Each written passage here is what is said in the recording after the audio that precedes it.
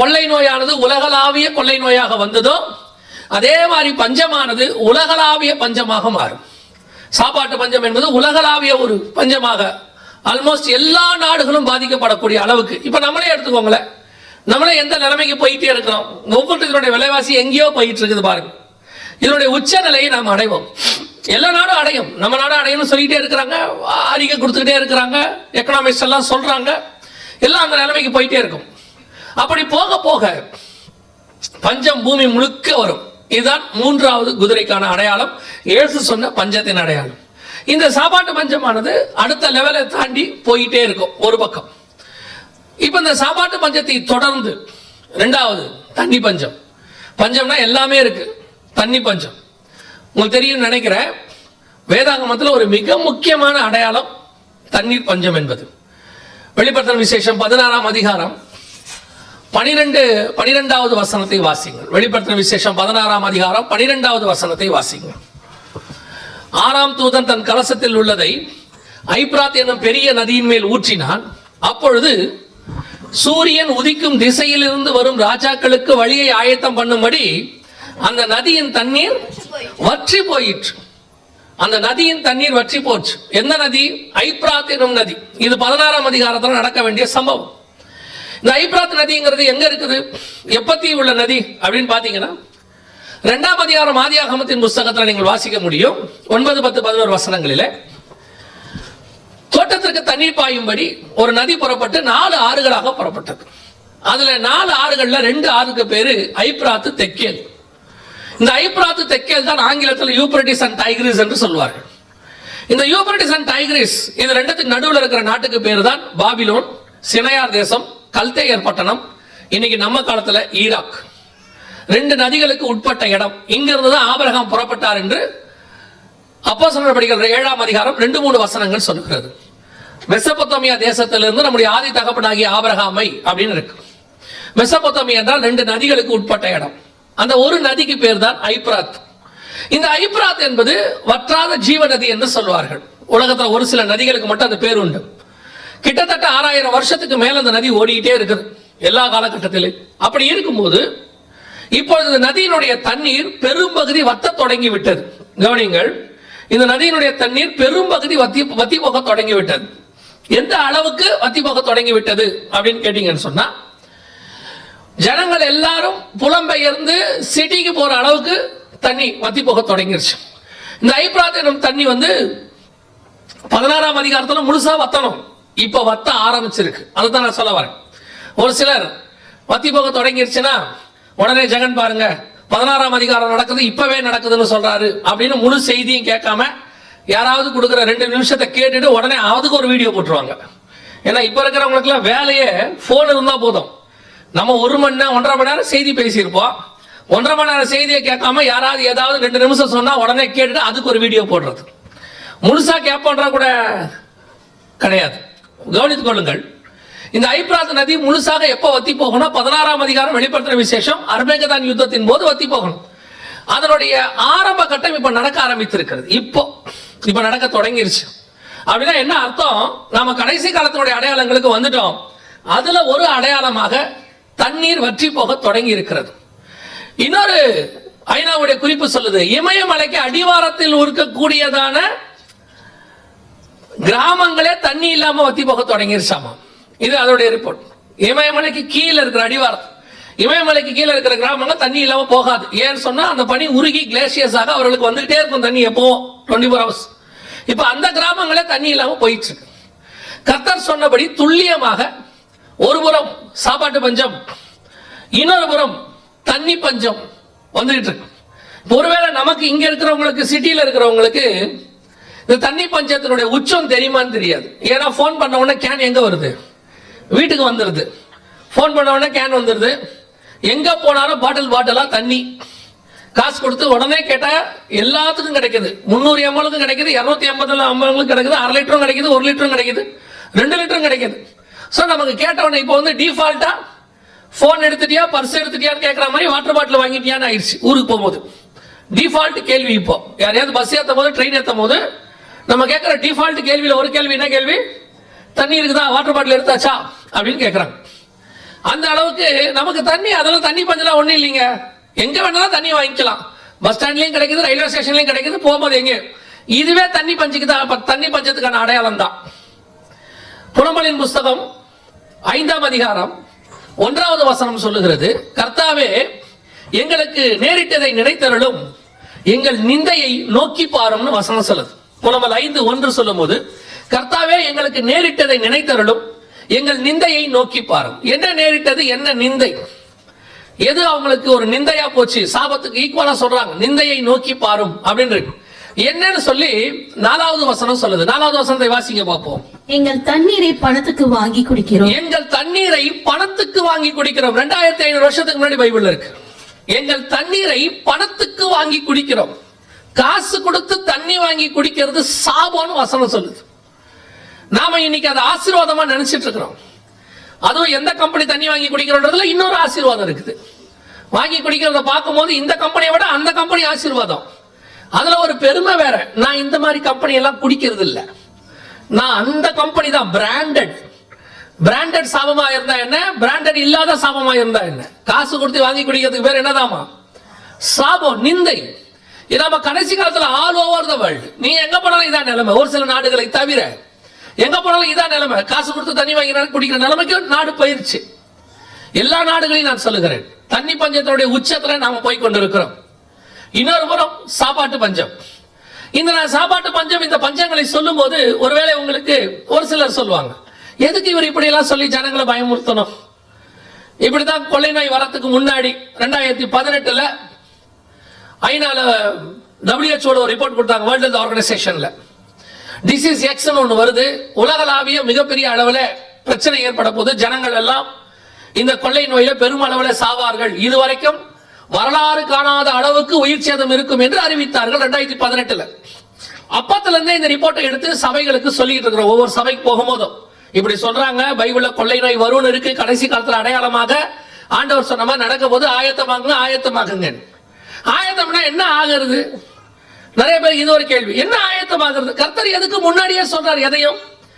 மத்தேயு 24:25 சொல்லுது, நான் உங்களுக்கு முன்பே அறிவித்திருக்கிறேன். எப்பவுமே இயேசு சொல்வாரு, நான் இதை உங்களுக்கு முன்பே சொல்லவில்லையா? மறுரூமலைக்கு கூட்டிட்டு போய் மறுரூமாகி காட்டுறாரு, முன்னாடியே காட்டுறாரு. எதற்காக சீசர்களை கூட்டிட்டு போய் முன்னாடியே காட்டுறாரு? நாளைக்கு இவர் மறுரூமாகி நிற்பார். அப்போ ஆகும்போது இவர் பழைய ரூபத்துல இருக்க மாட்டார். அப்ப இவர் மறுரூமாகி போகும்போது கதவை சாத்திக்கிட்டு நிக்கும் போது கதவை தட்ட இவங்க திறக்க மாட்டாங்க. ஏன்னா வந்து நிக்கிறவர் வேற யாரோ. எம்மா ஒரு சீசரோட பேசிக்கிட்டு போகும்போது இவர் வேற யாரோ நினைச்சிட்டு பேசிட்டே போறான். அதுக்குதான் முன்னாடியே மறுரூமாகி காட்டுறாரு, நான் அடுத்து உயிர் தெழுந்து இப்படித்தான் வருவேன் பாத்துக்கோங்க. இவன் அங்க தூங்கிட்டான் மறுரூமலையில. அவர்கள் நித்திரை மயக்கமாக இருந்தார்கள். திருப்பி வந்து நிக்கும் போது பேதுருவுக்கே சந்தேகம், யாரு இது? அப்ப யோவான் சொல்றாரு, அது கர்த்தர். ஏன்னா அவர் மேல பார்த்திருக்கிறார், அது கர்த்தர். அப்ப முன்னாடியே காட்டுறது எதுக்கு? பின்னாடி ஒரு பிரச்சனை வரும்போது ஆயத்தப்படுவதற்கு. எந்த ஒரு விஷயத்தையும் கர்த்தர் தேவன் நமக்கு முன்பதாகவே சொல்லித்தான் செய்யறாரு, சொல்லாம செய்யல. அப்ப கொள்ளை நோய் வரும்போது நம்ம என்ன ஆயத்தப்பட்டிருக்கணும்? யோசிச்சு பாருங்க. 2019 கோவிட் வந்தது. 2021 வரைக்கும் மெடிசன் கிடையாது. எல்லாரும் மருந்துக்கு அலைஞ்ச காலம். ஒவ்வொருத்தரும் எங்க மருந்து இருக்குனாலும் ஓடின காலம், எதை மருந்துனாலும் குடிச்ச காலம். நீங்க வந்து இன்ஹேல் பண்ண சொன்னாலும் சரி, சுடுதண்ணில அதை போட்டு குடினாலும் குடிச்சாங்க ஜனங்க. வாட்ஸ்அப்ல என்னென்ன சொன்னமோ எல்லாத்தையும் செஞ்சாங்க. காரணம் மருந்து இல்லை. ஆந்திரா பகுதியில் ஒரு மனுஷன் திடீர்னு கண்ணுல மருந்து ஊத்துனாரு கொரோனாவுக்கு. அப்புறம் இந்தியா முழுக்க வேன் பிடிச்சிட்டு ஓடினான். ஓவர் நைட்ல அந்த வில்லேஜ் வந்து லைம் லைட்டுக்கு வந்துருச்சு. ஜனங்க எல்லாரும் பாத்தீங்கன்னு சொன்னா அந்த கிராமமே வந்து செழிப்பா மாறிடுச்சு. அவ்வளவு கடைகள் ஓவர் நைட்ல. ஏன்? அந்த மருந்து கிடைக்குதுன்னு தெரிஞ்ச உடனே. ஒருவேளை சபை இதை கேட்டு இதை எச்சரிப்படைந்த நினிவே ஜனங்களை போல ரட்டுடுத்தி சாம்பல்ல உட்கார்ந்து ஜெபம் பண்ணி இருந்தால் ஒவ்வொரு சபையும் ஒரு ஹீலிங் சென்டராக மாறி இருக்கும். மருந்து இல்லாமல் உலகம் அலைஞ்சிச்சு. மருந்தை வச்சுக்கிட்டு இருந்த ஒரே இடம் திருச்சபை மட்டுமே. சபை கிட்ட மட்டும்தான் மருந்து இருந்துச்சு. எந்த மருந்து இருந்துச்சு? அவருடைய காயங்களால் குணமானோம் என்கிற மருந்து நம்ம கையில மட்டும்தான் இருந்துச்சு.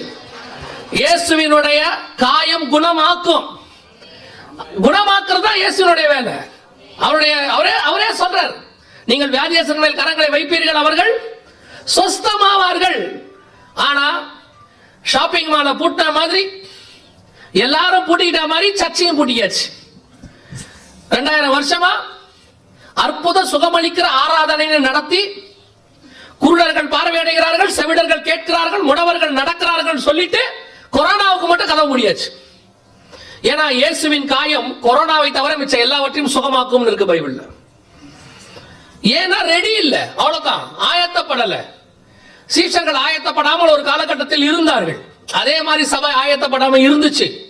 யோசிச்சு பாருங்க, எப்பேற்பட்ட சான்ஸ் நமக்கு ஒண்ணு கிடைச்சிச்சு. சபை மட்டும் சுகமாக்குற இடமா இருந்திருந்தா நம்ம சுவிசேஷமே சொல்ல வேண்டாம், வேனை புடிச்சுக்கிட்டு அவன் ஒரு சர்ச்சுக்கு பின்னாடி ஓடி வந்திருப்பான். அங்கங்க சபை நிரம்பி வழிஞ்சிருக்கும். இயேசு சுகம் கொடுக்கிறார், சுகம் கொடுக்கிறார்னு நம்ம சான்ஸை விட்டுட்டோம்.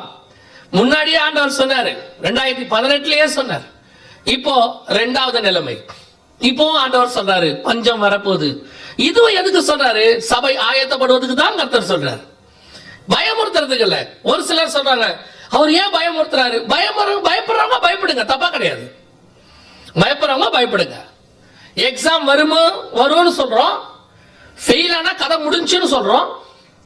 இதை யார் பயப்படணும்? படிக்காதவன் பயப்படணும். படிச்சவன் எக்ஸாமை எதிர்பார்த்து காத்திருப்பான். கொரோனால எக்ஸாமை தூக்கிட்டாங்க, எக்ஸாமே ஆல் பாஸ். நிறைய பசங்களுக்கு சந்தோஷம்.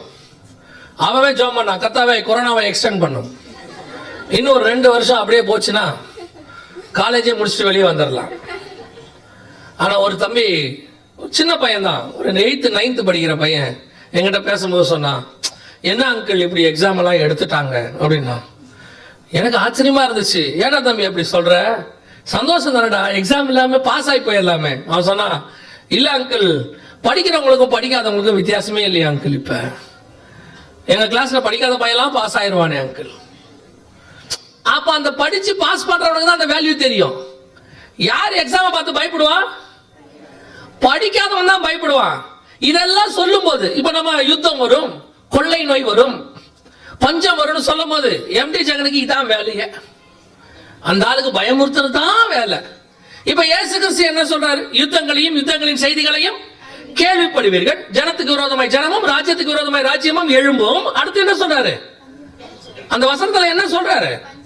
கிடையாது, வசனத்தை வாசிங்க. யுத்தங்களையும் யுத்தங்களின் செய்திகளையும் கேள்விப்படுவீர்கள், ஆனாலும் கலங்காதபடிக்கு எச்சரிக்கையா இருங்க. சொல்றேன், நீ பயப்படாதயா. அவர்தான் இது ஃபார்முலாவே இயேசுது. சொல்ல வேண்டியதெல்லாம் சொல்லிட்டாரு, சொல்லிட்டு சொன்னாரு, நான் சொல்றதெல்லாம் சொல்லிட்டேன், நீ பயப்படாத. ஏன்? அதெல்லாம் நடக்கும். இவைகள் சம்பவிக்க தொடங்கும் போது உனக்கு ஒரு மீட்பு இருக்கு, நீ பயப்படாத. யார் பயப்படுவா? போகாதவன் தான் பயப்படுவான். யார் கலங்குவான்? போகாதவன் தான் கலங்குவான். ட்ரெயின் வருதுன்னு யார் பயப்படுவா? ட்ராக்ல நிக்கிறவன் தான் பயப்படுவான். பிளாட்ஃபார்ம்ல நிக்கிறவன் சந்தோஷப்படுவான். ஏன்னா ஊருக்கு போறவன் அவன், இவன் சாவறவன். ட்ராக்ல நிக்கிறவனுக்கு பயமா தான் இருக்கும், பிளாட்ஃபார்ம்ல நிக்கிறவனுக்கு பயமா இருக்காது. அவன் சந்தோஷப்படுவான், ட்ரெயின் வருது, நம்மளாம் போக போறோம்னு சொல்லி. இன்னைக்கு நாம கலங்காதபடிக்கு எச்சரிக்கையா இருக்க வேண்டிய ஒரு கூட்டம், பயப்பட வேண்டிய கூட்டம் இல்லை. இவைகள் சம்பவிக்க தொடங்கும் போது உங்கள் மீட்பு சமீபமாக இருப்பதால் நீங்கள் நிமிர்ந்து பார்த்து தலைகளை உயர்த்துங்கள் என்று ஆண்டவர் லூக்கா 21:28 சொல்றார். இதெல்லாம் பார்க்கும்போது நம்ம நிமிர்ந்து பார்த்து தலையை உயர்த்தணும். இதெல்லாம் சம்பவிக்குது, இதுக்கு நடுவில் எங்க ஆண்டவர் வந்து எங்களை கூட்டிட்டு மேல போகிறார். அல்லேலூயா. அப்ப அடுத்து பஞ்சம் வரப்போகுது. அப்படித்தான் இருக்கு, வசனத்துல இருக்கு. 3வது குதிரை வரணும். இந்த பஞ்சத்துக்கு சபை ஆயத்தமாகணும். எப்படி ஆயத்தப்பட போகுது? இப்ப பாருங்க, நாம இவ்வளவு சொல்றோம்ல, பில்கேட்ஸ் கொள்ளை நோய்க்கு ஆயத்தமாயிட்டாரு. ஃபர்ஸ்ட் எப்படி ஆயத்தமானாரு? அவர்கிட்ட இருந்த மொத்த சொத்தையும் கொண்டு போய் பெருமளவை மிக முக்கியமான மருந்து கண்டுபிடிக்கிற கம்பெனி கிட்ட ஒப்படைச்சிட்டாரு. கேவி ஃபவுண்டேஷன்ஸ்ல போய் ஒப்படைச்சு தடுப்பூசி கண்டுபிடிக்கிற இடத்துல இன்வெஸ்ட் பண்ணிட்டார். இன்னைக்கு பாருங்க, 700 கோடி மக்களுக்கு டபுள் டோஸ், உலகத்தில் இருக்கிற எல்லாருக்கும் டபுள் டோஸ் பூஸ்டர் எல்லாம் போடுறாங்க. இந்த மிக முக்கியமான 5 கம்பெனில 3 கம்பெனியும் 4 கம்பெனியும் அவர் இன்வெஸ்ட் பண்ணது. பில்கேட்ஸ் இது முன்னாடியே பண்ணிட்டாரு அவரு. இப்ப அவர் ரெடி ஆயிட்டாரு இதை வச்சு சம்பாதிக்கிறதுக்கு. கொள்ளை நோய் வந்த உடனே அவரு பயங்கரமா மைக்ரோசாஃப்ட் வர இது அதிகமா சம்பாதிக்க தொடங்கிட்டார். இப்ப இதே பில்கேட்ஸ் இன்னொரு வேலை ஒன்று பண்ணியிருக்கிறார். கவனிச்சு பாருங்க, இதே பில்கேட்ஸ் இப்ப பண்ணியிருக்கிறார் பாருங்க. என்ன பண்ணியிருக்கிறார் பாருங்க. இது அமெரிக்காவில் இருக்கக்கூடிய அமெரிக்காவுடைய மேப். இந்த அமெரிக்கா மேப்ல பச்சை கலர்ல சதுரம் இருக்கு பாருங்க, நடுவுல பச்சை கலர்ல இருக்கு பாருங்க. அதெல்லாம் பில்கேட்ஸ் வாங்கி போட்டிருக்கிற இடம். அந்த பச்சை கலர்ல இருக்கிறதெல்லாம் அவர் வாங்கி போட்டிருக்கிற இடம். எவ்வளவுன்னு கேட்டீங்கன்னா 2,64,000 ஏக்கர் வாங்கி இருக்கிறாரு. இப்போ கடந்த 2 வருஷத்துல மட்டும் 2,64,000 ஏக்கர். முன்னாடி மருந்து கம்பெனில இன்வெஸ்ட் பண்ண பில்கேட்ஸ் இப்போ மிக முக்கியமாக விவசாயத்துல இன்வெஸ்ட் பண்றாரு. அவர் மட்டும் இல்ல, உலக பணக்காரர்கள் 4 பேர் இன்வெஸ்ட் பண்ணிருக்காங்க. 8 லட்சம் ஏக்கர் வாங்கி இருக்காங்க. கீழே அவங்களுடைய லிஸ்ட் எல்லாம் கொடுத்துருக்கு. ஆளாளுக்கு 1 லட்சம் ஏக்கர் 1.5 லட்சம் ஏக்கர் வாங்குறாங்க. பில்கேட்ஸ் எல்லாரோட ஜாஸ்தி. இன்னைக்கு சும்மா கூகுள்ல போய் டெக்ஸ்ட் பண்ணி பாருங்க. நம்பர் 1 விவசாயி யாருன்னு பாருங்க உலகத்துல. இன்னைக்கு விவசாய அக்ரிகல்ச்சர்ல நம்பர் 1 யாருன்னு பாருங்க, பில்கேட்ஸ் வரும். நம்ம எல்லாம் விவசாயம் பார்த்துட்டு இருக்கும்போது பில்கேட்ஸ் கம்ப்யூட்டர் படிக்க சொன்னாரு. நம்ம விவசாயத்தை விட்டு கம்ப்யூட்டருக்கு வந்த பிறகு அவர் விவசாயி ஆயிட்டாரு. இப்ப அவர் பாத்தீங்கன்னா பெரிய பெரிய கம்பெனிகளுக்கு உருளைக்கிழங்கு அது இதெல்லாம் அவர் தான் பண்ணிட்டு இருக்கிறார். அதெல்லாம் சாம்பிள். ஏன் திடீர்னு விவசாயத்துக்கு போனாரு? அது மட்டும் இல்ல, உலகம் முழுக்க பங்கர்ஸ் கட்டுறாங்க. பங்கர்ஸ் மீன்ஸ் பெரிய பெரிய கோடவுன்ஸ். நீங்க நினைக்கிற மாதிரி சாதாரண கோடவுன்லாம் கிடையாது. ஏக்கர் கணக்கில் கோடவுன் கட்டுறாங்க. எதுக்காக? 6 மாசம் 1 வருஷம் 5 வருஷத்துக்கு சேமித்து வைக்கக்கூடியதான பொருட்கள். ஏன் திடீர்னு பில்கேட்ஸ் இந்த வேலை பார்க்கிறாரு? அவருக்கு நல்லா தெரியுது, அடுத்து மிக மோசமான பஞ்சம் ஒன்று வரப்போகிறது. உலகளாவிய பஞ்சம்.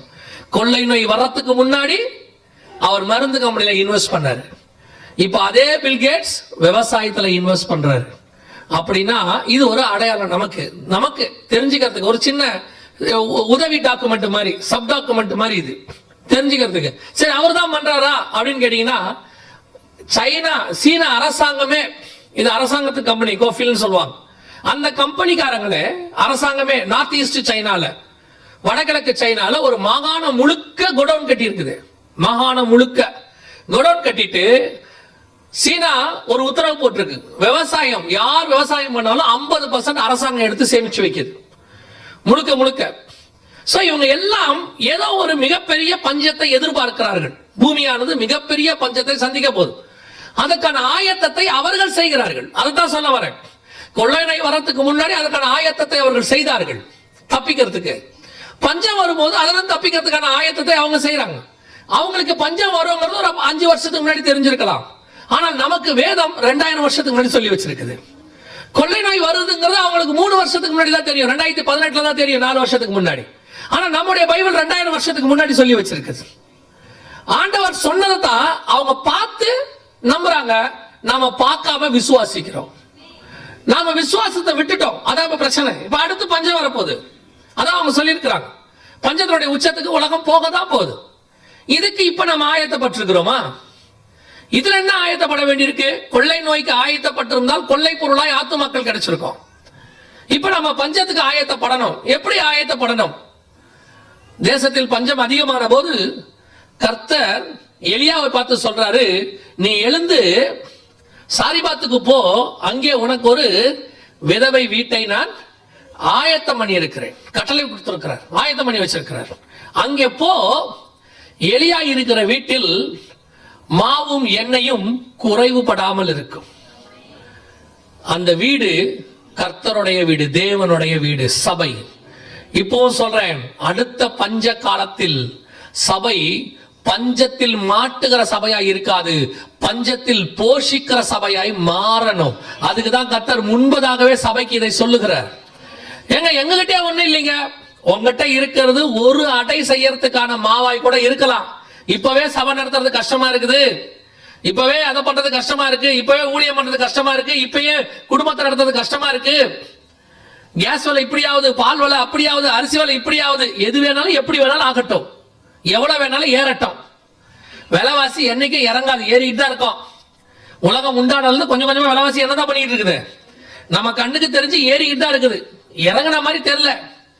ஆனால் விலைவாசி குறைவாய் இருக்கிற காலத்திலேயும் நம்முடைய முற்புதாக்களை போஷித்த நம்முடைய ஆண்டவர் விலைவாசி ஏறி இருக்கிற காலத்திலையும் நம்மை போஷிக்க அவர் வல்லமை உள்ளவராகவே இருக்கிறார். தேவன் ஜீவன் உள்ளவராக இருக்கிறார். நீ விசுவாசித்தால் தேவனுடைய மகிமையை காண்பாய். நம்முடைய வீட்டுக்குள்ள, நம்முடைய சபைக்குள்ள குறைவுபடாதபடி கர்த்தர் ஆசீர்வதிப்பதற்கு வல்லமை உள்ளவராக இருக்கிறார். சபை இப்ப அந்த விசுவாசத்துக்குள்ள வளரணும். இப்ப கர்த்தருக்கு முன்பாக சபை ஆயத்தப்படணும், போஷிக்கிற ஸ்தலமா மாறணும். சபை கேட்கறத நிறுத்திட்டு கொடுக்கிற இடத்துக்கு வரணும். சபை வாங்கறத நிறுத்திட்டு கொடுக்கிற இடத்துக்கு வரணும். அநேகரை போஷிக்கிற ஸ்தலமாய் சபை மாறும். இது நிச்சயம். இப்போ சொல்றேன், கொரோனாவுக்கு நடுவுல பல சபைகள் கொரோனாவில் இருந்து ஜனங்களை காப்பாத்தி இருக்கிறது. எத்தனையோ சபையில அற்புதம் நடந்திருக்குது. எல்லா சபையிலும் நடக்கலன்னு சொல்லவே முடியாது. எத்தனையோ ஊழியக்காரர்கள் சுகமாக்கி இருக்கிறார்கள். கர்த்தர் அவர்கள் மூலமாக கிரியை செய்திருக்கிறார். இதெல்லாம் நடக்கும். அதே மாதிரி தான் ஆயத்தப்பட்டிருக்கிற சபை போஷிக்கிற சபையாக இருக்கும். ஆயத்தப்படாத சபை பஞ்ச சபையாகத்தான் இருக்கும். அங்கே இருக்காது, ஆசீர்வாதம் இருக்காது. இப்பவே ஆயத்தப்படணும். ஆண்டவர்கிட்ட கேட்கணும், ஆண்டவரே எங்கிட்ட இருக்கிற கலசத்துல கொஞ்சம் தான் மாவு இருக்கு. இப்ப என் குடும்பத்தை நடத்துறதுக்கே வழி இல்லாம தான் இருக்கிறேன். ஆண்டவர்கிட்ட கேட்கணும், ஆண்டவரே எனக்குள்ள ஒரு விசுவாசத்தை அனுப்போம், எனக்குள்ள ஒரு எலியாவை அனுப்போம், என் வீட்டுக்கு ஒரு ஆசீர்வாதத்தை அனுப்போம், நான் போஷிக்கிறவனாய் மாறணும், அநேகருக்கு கொடுக்கிறவனாய் மாறணும். ஜெபம் பண்ணி பாருங்க. எகிப்து முழுவதும் வாதை வந்தாலும் அது இஸ்ரவேல் இருந்த கோசேன் நாட்டில் மாத்திரம் வரவில்லை என்று வேத வசனம் சொல்லுது. அதே காரியம் தான் இப்பவும் நடக்கும். உலகம் முழுக்க வாதை வந்தாலும் தேவன் இருக்கிற உங்களுடைய வீட்டில், என் வீட்டில் அந்த வாதை வராது. கர்த்தர் போஷிக்க வல்லமை உள்ளவராகவே இருக்கிறார். நாம் அதை விசுவாசிக்கணும். அவ்வளவுதான். நீ விசுவாசிக்கணும். எலியாவுக்கு காக்கா சாப்பாடு கொண்டு கொடுத்துச்சாமா. அந்த சாப்பாடு காலையும் மாலையும் வந்துச்சாம். அது என்ன சாப்பாடு கொண்டு கொடுத்துச்சாமா தெரியுமா? இறைச்சியும் அப்பமும். இந்த இறைச்சியும் அப்பமும் அன்னைக்கு உள்ள ரேஞ்சுக்கு என்ன தெரியுமாமா? ஸ்காலர்ஸ் சொல்றாங்க, பைபிள் ஸ்காலர்ஸ், கிங்ஸ் ஃபுட் ஆமா அதுக்கு பேரு. 2 வேளை நான் வெஜிடேரியனோட சாப்பாடு கிடைக்கிறதுக்கு பேரு பஞ்ச காலத்துல மார்னிங் அண்ட் ஈவினிங் நான் வெஜிடேரியனோட சாப்பாடு கிடைச்சா அதுக்கு பேர் என்ன ஃபுட் ஆமா? கிங்ஸ் ஃபுட், ராஜ சாப்பாடாமா. பஞ்சத்துக்கு நடுவுல தம்முடைய ஊழியர்களையும் தம்முடைய பிள்ளைகளையும் கர்த்தர் ராஜ சாப்பாடு கொடுப்பதற்கு வல்லமையுள்ளவராக இருக்கிறார். அதை இப்பயும் கர்த்தர் செஞ்சாரு, கொரோனாவிலையும் செஞ்சாரு. அடைக்கப்பட்ட காலத்திலும் கர்த்தர் நமக்கு ஒரு திறந்த வாசலை வைத்தார். நான் சொல்லுவேன், அவங்களுக்கு தான் அடைக்கப்பட்ட கதவு. எத்தனையோ கோடீஸ்வர தொழில் அதிபர்கள் பயந்து சூசைட் பண்ணி கொண்டாங்க. எத்தனையோ பேரு சமாளிக்க முடியாம டிப்ரெஷன்ல ஹார்ட் அட்டாக் வந்துருச்சு. அவங்களோட எல்லாம் கம்பேர் பண்ணா நம்ம கிட்ட எல்லாம் காசு ஒண்ணுமே கிடையாது. அடுத்த வேலைக்கு இருக்குமா இருக்காதான்னு கூட தெரியாது. ஆனால் உங்களையும் என்னையும் லாக்டவுன்ல கர்த்தர் பத்திரமாய் பாதுகாத்து ஆசீர்வதித்து பலுகி பெருக பண்ணினார். எனக்கு ஒரு சாட்சியால நடந்தது இன்னையும் மறக்க முடியாது. ஒரு சகோதரன் வந்து சொன்னார், எனக்கு கொரோனா டயத்துல இந்த மாதிரி செய்தியை கேட்டு முடிச்ச பிறகு அவர் வந்து சொன்னாரு, பிரதர் கொரோனாவில் எங்க பிசினஸ் எல்லாம் இதாயிருச்சு. அப்ப திடீர்னு ஆண்டவர் எங்களுக்கு ஒரு ஆலோசனை கொடுத்தாரு. எல்லாம் மூடிருச்சு, கர்த்தர் ஆலோசனை கொடுத்தாரு.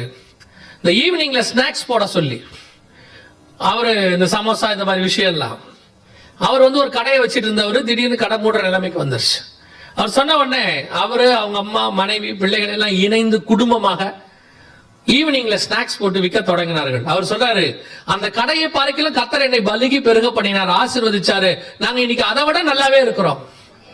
கர்த்தர் உங்களுக்கும் எனக்கும் ஒரு வாசல் அதுக்கு நடுவுல வச்சிருப்பார், ஆசீர்வதிப்பார். கர்த்தரை நோக்கி பார்த்தவர்கள் ஒரு நாளும் வெட்கப்பட்டு போனதே இல்லை. நாம நம்பணும். நம்ம கிட்ட என்ன தெரியுமில்ல, அதெல்லாம் பாத்துக்கலாம்.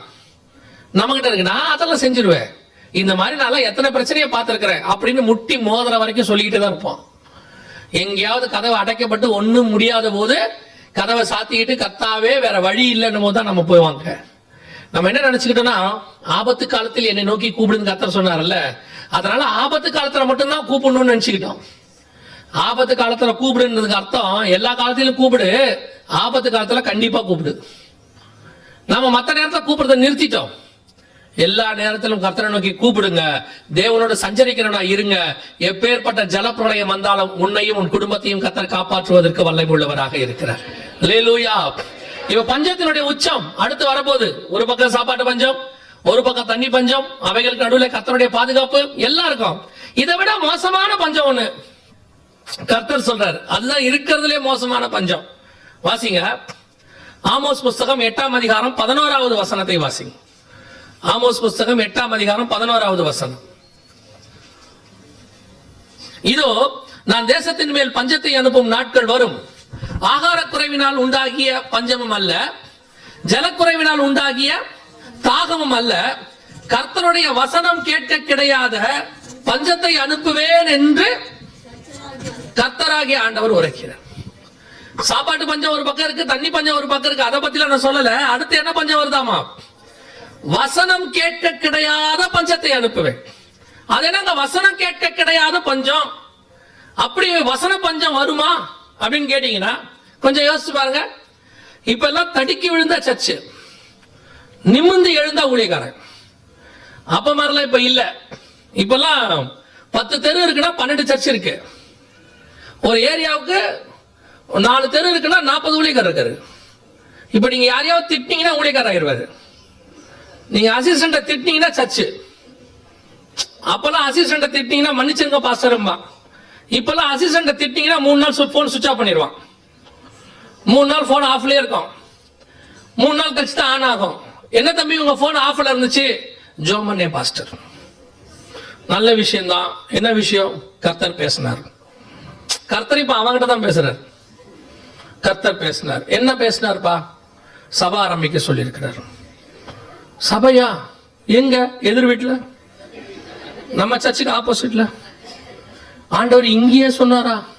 ஆமா. யார் வரா? நம்ம சர்ச்சில் இருந்து 10 பேர். இப்ப எவனையுமே திட்ட முடியாது பாருங்க.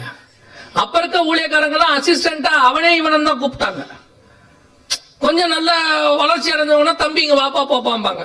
இப்ப நம்ம வாங்க போங்க தான் சொல்றோம். பிரைஸ் லார்ட், வாங்க போங்க. இப்ப விசுவாசியா யோசிச்சு பாருங்களேன். விசுவாசியா நம்ம கூப்பிடும் போது வாங்க சிஸ்டர், போங்க பிரதர், அப்படித்தானே சொல்றோம். நாம அப்படி கூப்பிட்டுமே அது வீட்டுல சர்ச்சை ஆரம்பிச்சிருது. அவ்வளவு பொறுமையா கூப்பிட்டுமே இப்ப நம்ம மட்டும் ஏமாஸ்டானகர் மாதிரி கூப்பிட்டோம்னா என்ன ஆகும்? விரியன் பாம்பு குட்டியே வா அப்படி கூப்பிட்டா என்ன ஆகும்? யோசிச்சு பாருங்க. இப்ப ஏசுநாதன் மாதிரி நாங்க கூப்பிடுறோம். வரும்போதே அந்த வெள்ளை அடிக்கப்பட்ட கல்லறை வருது பாரு, கூப்பிடு அப்படி சொன்னா எப்படி இருக்கும்? இவ்வளவு மரியாதை கொடுத்து ஊழியக்காரர்கள் நடத்துகிறார்கள். அப்பவே அது வீட்டுல சர்ச்சை ஆரம்பிச்சிருது. நமக்கே தெரியல, 3 வருஷம் கழிச்சு தான் தெரியுது. ஏன்னு கேட்டு பாருங்க. இப்பெல்லாம் ஒரு காலத்துல இருக்கிறதுலே கஷ்டம் எதுனா ஊழியம் பண்றது, சர்ச்சை ஆரம்பிக்கிறது. ஒரு 10 வருஷம் 5 வருஷம் ஒரு ஊழியர் கட்ட அசிஸ்டண்டா இருந்து, அவருக்கு நான் இப்படி சொல்றேன் தப்பா எடுத்துக்காது, ஆனா அதான் நல்லதும் கூட. அவருக்கு வேஷ்டி சட்டை வரைக்கும் துவைச்சு போடுவாங்க, செருப்பு கூட கொண்டு வைப்பாங்க, தொடச்சு கொடுப்பாங்க. அவர் சொல்ல மாட்டாரு, அவங்க செய்வாங்க. அந்த தாழ்மையோட இருந்து கடைசியா அந்த ஊழியக்காரன் மனசு நிறைஞ்சு ஆசீர்வதிச்சு போன அனுப்பி விடுவாரு. அப்படி வரும்போது ஊழியம் நல்ல ஆசீர்வாதமா இருந்துச்சு. இப்போ என்ன தம்பி லேட்டா வந்தீங்க? நாள்ல இருந்து வரமாட்டேன். அவனை கேட்கவே முடியாது. இப்ப நான் சொல்றது உண்மை. அனுபவப்பட்ட பாஸ்டர்களுக்கு நல்லா தெரியும். அதுல இருந்து அவங்க திட்டத்தை நிறுத்திட்டாங்க. அவங்களும் எத்தனை சர்ச்சை தான் பிரஷ்ட பண்ணுவாங்க போய் பாவம் இல்ல. அதனால இப்ப நம்ம என்ன நினைக்கிறோம்? அதுதான் வசன பஞ்சம். எல்லா பக்கமும் சர்ச்சு, எல்லா பக்கமும் ஊழியர். இந்த கொரோனாவுக்கு முன்னாடி கூட ஒரு சர்ச்சு தான் இருந்துச்சு நமக்கெல்லாம். இப்ப கொரோனாக்கு அப்புறம் யூடியூபை திறந்தாலே சர்ச்சு தான், டிவியை திறந்தா சர்ச்சு தான், ஆன்லைன் ஃபுல்லா சர்ச்சு தான். இப்போ அந்த சர்ச்சிலையுமே நமக்கு ஒரு பெரிய ஆஃபர் கிடைச்சிருக்கு. என்னன்னா காம்போ சர்வீஸ் நடக்குது. அது என்ன காம்போ சர்வீஸ்? முந்தினா சாப்பாடுனா சாப்பாடு தான், டிஃபன்னா டிஃபன் தான். இப்போ நீங்க போனீங்கன்னா காம்போன்னு ஒன்று இருக்கு. கொஞ்சம் சாப்பாடு, கொஞ்சம் டிஃபன், கொஞ்சம் நான்வெஜ், கொஞ்சம் ஸ்வீட், எல்லாம் சேர்த்து காம்போ ஃபுட். அந்த மாதிரி இப்ப விசுவாசிக்கு காம்போ சர்வீஸ் கிடைச்சிருக்கு. அவன் என்ன பண்றான்னா காலை ஏஞ்ச உடனே ஆராதனை வேற ஒரு சர்ச்சுக்கு பார்க்கறான், செய்தி அங்க பார்க்க மாட்டேங்கிறான். அவனுக்கு தெரிஞ்சு அது உருப்படாது. அங்க அவன் டிசைட் பண்றான், செய்தி இவருக்கு பார்ப்போம், இவர் செய்தி நல்லா கொடுப்பாரு. அதை பார்த்து முடிச்ச உடனே பாட்டு ஒண்ணு வரும். அது இவருக்கு இந்த பாஸ்டர் பாட்டா சரியா வராது. நாகர்கோயில்ல ஒருத்தர் இருக்காரு, அவர் நல்லா பாடுவார். இவன் இப்ப காம்போவா கேட்டுக்கிட்டு இருக்கான். எல்லாம் காம்போ. புரியுதா உங்களுக்கு? அவர் பாட்டு, இவர் மெசேஜ், அவரது அடக்காராதனை, இவரது ஞானசானம், இப்படி ஆயிட்டான். காம்போ சாப்பாடு. எப்படி வசன பஞ்சம் வரும்? இவ்வளோ இருக்கும்போது வசன பஞ்சம் வருமா? யோசிச்சு பாருங்க. யூடியூப்ல நம்ம கேட்கறோமோ இல்லையோ விழுந்துகிட்டே இருக்கு. அவன் காலைல இருக்கிறதுலயே நம்ம ஜனங்களுக்கு காலையில இருக்கிற மிக முக்கியமான ஒரு வேலை என்னன்னா, தூங்கி எழுந்திரிச்ச உடனே ஃபார்வர்ட் பண்றது. அவன் எதை ஃபார்வர்ட் பண்றான், ஏன் ஃபார்வர்ட் பண்றானே தெரிய மாட்டேங்குது. எழுந்திரிச்சு கண்ணு முழிக்கிறானோ இல்லையோ 4 ஃபார்வர்ட் பண்ணிட்டு தான் அதுக்கப்புறமா பல்லு விளக்கிட்டு பாக்குறான் நம்ம என்ன ஃபார்வர்ட் பண்ணோம் அப்படின்னு. ஏன்னா அவர் ஊழியம் பண்ணிட்டாராமா. வசனத்தை ஃபார்வர்ட் பண்ணி 2 யூடியூபை ஃபார்வர்ட் பண்ணோம்னா அவர் ஊழியம் பண்ணி முடிச்சிட்டார் காலையில. அதனால வசன பஞ்சம் எப்படி வரும்? வசன பஞ்சத்துக்கு எப்படிங்க வாய்ப்பு இவ்வளோ இருக்கும்போது அப்படின்னு கேட்டீங்கன்னா, எனக்கு அந்த சந்தேகம் வந்துச்சு, அது எப்படி வசன பஞ்சம் வரும் அப்படின்னு. அப்ப ஆவியானவர் எனக்கு ஒன்று உணர்த்தினார். இந்த பூமி இருக்கு பாருங்க, இதுக்கு பேர் வந்து வாட்டர் வேர்ல்டுன்னு சொல்லுவாங்க, தண்ணீர் தேசம். அதாவது 70% வாட்டர், மோர் தேன் 70% வாட்டர், 70% மேல தண்ணி இருக்கு. ஒரு 30% தான் லேண்ட் இருக்கு. 70% தண்ணி இருக்கிற இந்த பூமியில தண்ணி பஞ்சம் இருக்கா இல்லையா? தண்ணீர் பஞ்சம் இருக்கு. அப்ப தண்ணி பஞ்சம்னா என்ன அர்த்தம்? 70% தண்ணி இருக்கு, ஆனால் என் தாகத்தை தீர்க்கிற தண்ணி இல்ல. தண்ணி இருக்கு, என் வாழ்வுக்கு தேவையான தண்ணி இல்ல. அப்ப வசன பஞ்சனா என்னன்னா, வசனம் இருக்கு, என் ஆத்துமாவிற்கு தேவையான வசனம் இல்லை, என் ஜீவனுக்கு தேவையான வசனம் இல்லை. இன்னைக்கு தடுக்கி விழுந்தா பிரசங்கம் தான். செல்போனும் நெட் கனெக்ஷனும் வைஃபை கனெக்ஷனும் இருந்தாலே போதும், நீங்க ஊழியக்காரரா மாறிடலாம். சுவி, அதுக்கு வேற ஒண்ணுமே தேவையில்லை. சுவி ஆகிறதுக்கு நீங்க எதுவுமே தேவையில்லை, செல்போன் மட்டும்தான் வேணும், பேஸ்புக்ல அக்கவுண்ட் வேணும். அவர் சுவி. பாட தெரிஞ்சிட்டா பூரிகை, அவ்வளவுதான். இன்னைக்கு இருக்கிற ஒரு கால கொடுமை. எல்லாரும் மெசேஜ் நம்ம கேட்கிறோமா இல்லையா அனுப்பி விட்டுறான். நம்ம போனை கிளீன் பண்றதுக்கு 1/2 மணி நேரம் ஆகுதுங்க டெய்லி, டெலீட் பண்றதுக்கு. ஒரு சிலர்லாம் டெலீட் பண்ண முடியாம டோட்டல் டெலீட் ஆல்னு கொடுக்குறான். நிஜம், நீங்க வேணா யாரான கேட்டு பாருங்க, அவனா தனித்தனியா டெலீட் பண்ண முடியல, டோட்டலா டெலீட் ஆல். அதுக்கப்புறம் தான் தெரியுது வீட்டு நம்பரும் சேர்ந்து டெலீட் ஆயிருக்கு. அந்த அளவுக்கு வந்து விழுது, குப்பை மாதிரி விழுது. ஆனா இவ்வளவும் இருக்கு, உன் ஆத்மாவை தீர்க்கிற வசனம் இருக்கா? இதை எண்ணி கண்டுபிடிக்க வேண்டியிருக்கு. நடுவுல 11 சீஷர்களும் ஒரு யூதாசும் இருந்தார்கள் ஒரு காலத்துல. இப்போ 11 யூதாசும் ஒரு சீஷனும் தான் இருக்கான்.